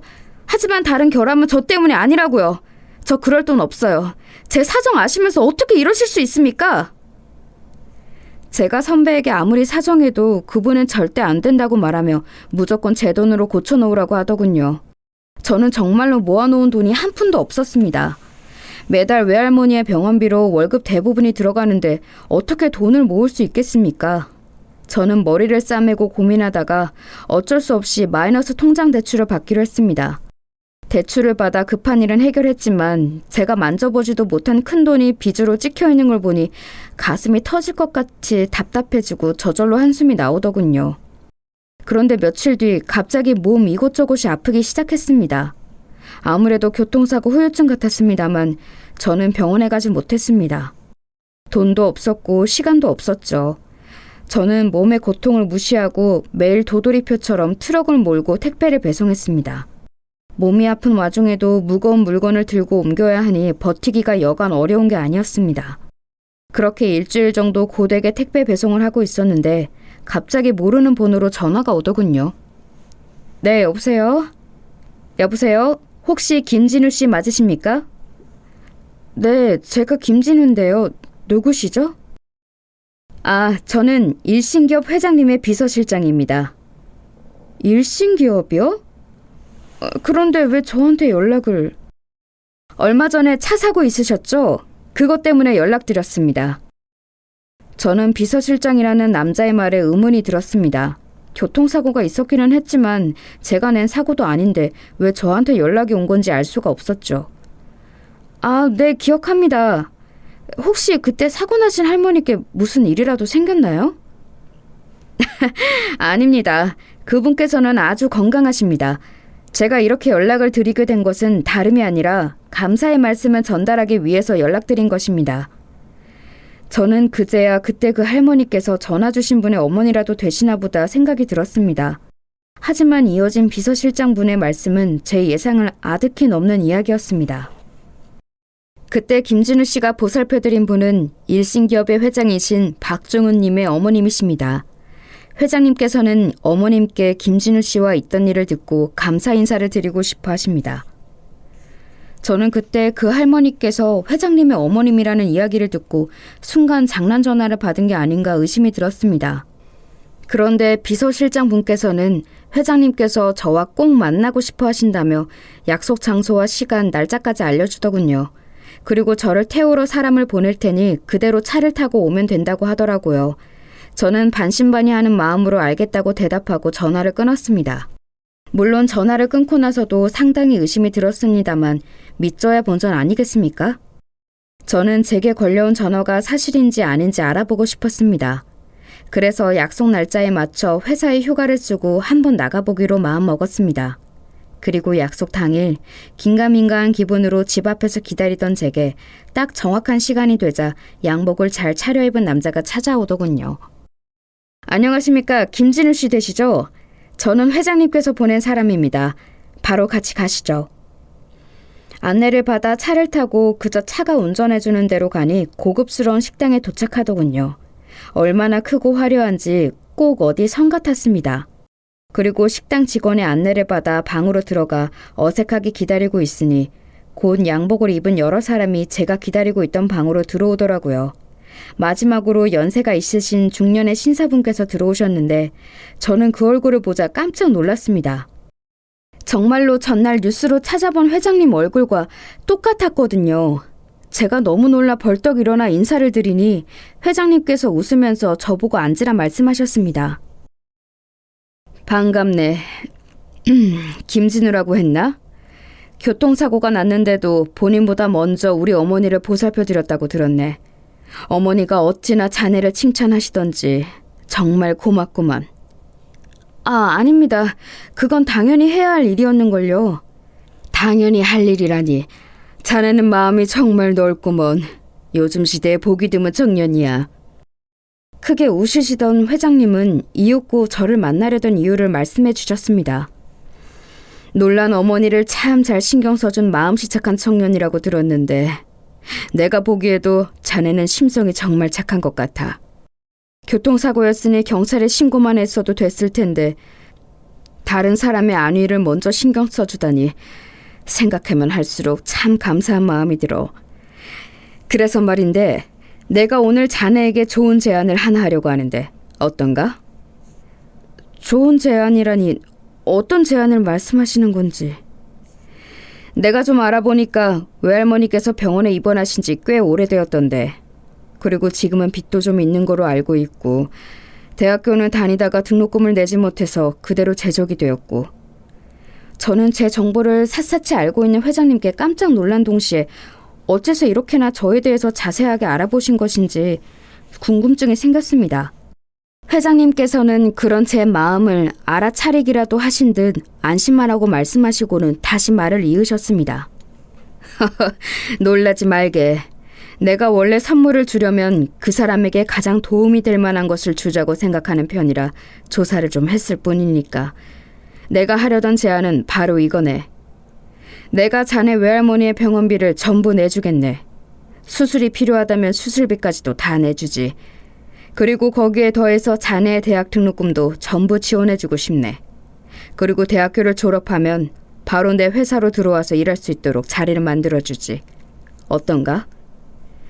저는 회장님께서 하신 말씀이 믿어지지 않았어요. 어딘가에 몰래카메라라도 있는 게 아닐까 주변을 살펴보기도 하고 꿈은 아닐까 제 허벅지를 꼬집어 보기도 했습니다. 그리고 진짜 현실이라는 것을 알자 두려움이 느껴지더라고요. 저는 늘 노력으로만 무언가를 이뤄봤지 누군가의 도움을 받은 기억은 별로 없었거든요. 제가 주저하는 기색을 보이자 회장님께서는 왜 그러냐 물어보시더라고요. 그래서 저는 솔직한 제 마음을 말씀드렸습니다. 제게 너무 과분한 보답인 것 같습니다, 회장님.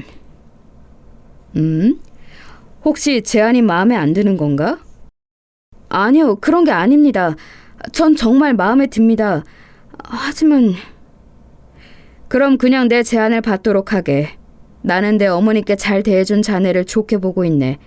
아직 이렇게 착하고 건실한 청년이 있다니 참 탐이 나는 인재라고 생각하고 말이야. 그러니 괴념치 말고 받게. 회장님, 정말로 감사합니다. 저는 감사한 마음에 회장님께 머리를 숙이고 인사를 드렸습니다. 회장님께서는 껄껄 웃으시면서 나머지는 다른 분이 알려주실 거라고 하며 나가시더라고요. 제게 앞으로의 절차를 안내해 주실 분은 전화통화로만 들었던 목소리의 주인공인 비서실장 분이셨습니다. 안내를 받으면서도 저는 다시 한번 놀라고 말았습니다. 회장님께서 제게 제안 이외의 보답이라면서 큰돈까지 주신 겁니다. 살면서 처음 들어본 금액에 저는 너무 놀라 휘청이기까지 했었습니다. 덕분에 저는 1차적으로 택배기사 일을 그만두고 회장님께서 주신 돈으로 마이너스 통장의 빚을 정리했습니다. 그리고 밀려있던 외할머니의 병원비를 내고 동시에 제 건강검진도 받았습니다. 다행히 가벼운 사고 후유증 빼곤 제 건강에는 다른 이상은 없더라고요. 이후 저는 회장님의 지원을 받으며 다시는 다니지 못할 거라고 생각했던 대학에 재입학하게 되었습니다. 늦은 나이 때문에 대학교 졸업을 거의 포기하고 있었던 터라 저는 수업을 들으면서 꿈과 같은 나날을 보내고 있습니다. 졸업만 하면 바로 입사가 예정되어 있는 것도 신기하고 아직 믿기지 않기도 합니다. 마치 제가 어린 시절 전부 다 놓친 기회를 지금에서야 다시 받은 기분이 듭니다. 사실 일신기업은 제가 대학을 졸업하면 꼭 입사하고 싶었던 기업이었거든요. 그런데 이런 우연 같은 기적이 생기다니요. 그리고 외할머니께서는 요즘은 좋은 치료를 받으셔서 그런지 조금씩 건강을 되찾고 계십니다. 저는 앞으로 외할머니께 더 좋은 것만 먹여드리고 호강시켜드릴 일만 남았다고 생각하며 살고 있습니다. 마치 어린 시절에 마음먹었던 것처럼 말이에요.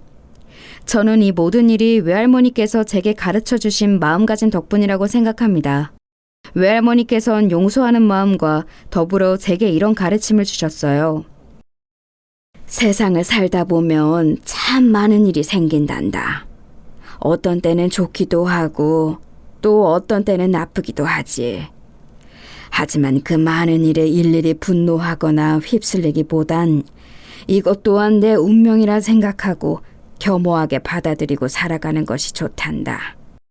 그러면 언젠가 그 모든 일이 다 좋은 일로 돌아올 때가 있어. 저는 이번 일을 계기로 외할머니의 가르침에는 틀린 것이 하나도 없는 것을 알게 되었습니다. 제 이야기를 듣고 계신 여러분들께서도 분명 크게 화가 나거나 어디다 풀 수 없는 분한 일들을 겪으신 적 있으시겠지요. 차마 누군가를 용서할 수 없어 반복해서 상처받는 마음이 있을 것이고요. 하지만 결국에는 운명으로 받아들이고 살다 보면 좋은 날이 오는 것 같습니다. 이 이야기를 듣고 계신 상처받은 여러분들의 마음에 평안함이 깃들기를 바랍니다. 여러분께 좋은 일들만 생기시길 바랄게요. 들어주셔서 감사합니다.